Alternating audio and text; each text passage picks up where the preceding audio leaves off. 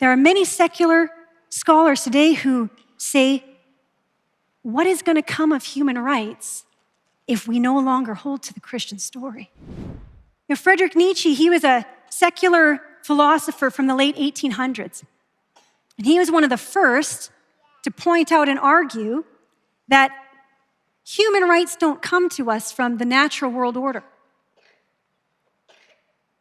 We don't get an argument for human rights based on science. You could go home today and watch a nature documentary after church. I love nature documentaries. You could watch the cheetah, come racing out and eye up that orphan little wildebeest, and it comes and enraptures it and pulls it in and gets it nice safely into a good adoptive home, right? No, it's going to eat that thing. Science doesn't give us an argument for caring for the vulnerable. It says survival of the fittest. That's progress. And Nietzsche says you don't get an argument based on the natural order. You can look at technology or principles of government. He says there is no principle there. And what he's trying to point out is he's saying that's why we should throw out caring for the vulnerable and just go for power. And today, many scholars, while they don't go there with him, there are many secular scholars today who say, what is going to come of human rights if we no longer hold to the Christian story? It's not that Christians always get it right in the area of caring for the vulnerable. We don't. We get it wrong. We miss it. We've made lots of mistakes. But you could go home today and do some research and look up books of the track record through history of what Christians have done. I'll give you an example of one book you could go pick up.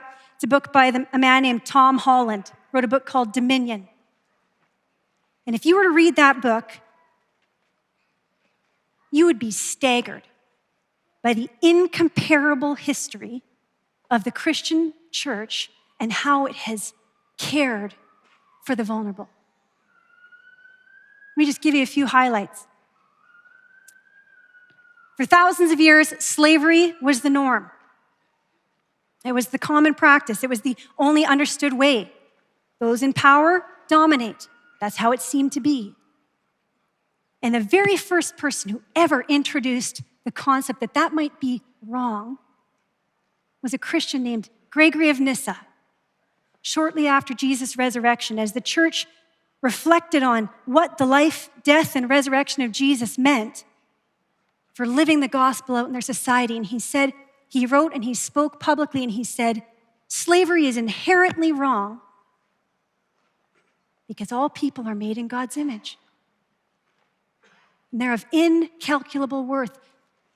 That's the basis for the argument. Or the idea that sex needs to be consensual, not just might is right. That comes from Christians.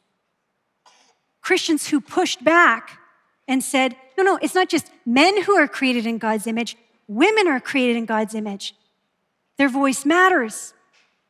They need to be protected and cared for. The areas of women's education or protected spaces for women where women are vulnerable, such as female prisons. These institutions were put into place by Christians who didn't settle for the way things were. Said God cares about these things. We need to do something about it. Or, of course, children's rights. The idea that children need to be protected, not just forced into adult ideas and situations. It's a Christian idea.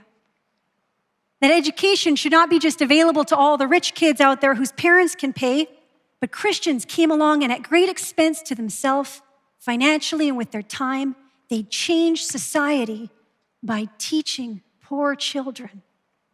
And they did it because they knew the words of Jesus who said, "Let the little children come to me."